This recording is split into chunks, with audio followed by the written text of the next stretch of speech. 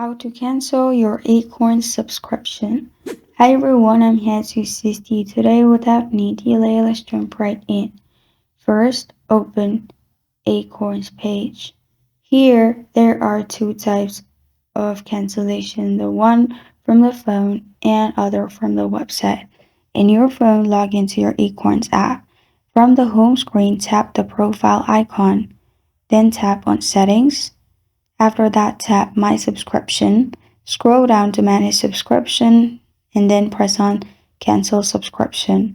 And for the website, log into your account on acorns.com, tap Profile and Settings, then tap My Subscription. There, scroll down to Manage Subscription and then tap Cancel Subscription. And after you do that, you're good to go. This is how to cancel your Acorns subscription. Thank you for joining me today. If this video helps you out, please leave a like and subscribe for more. Got a question or want to suggest a topic? Comment below. Thank you for watching.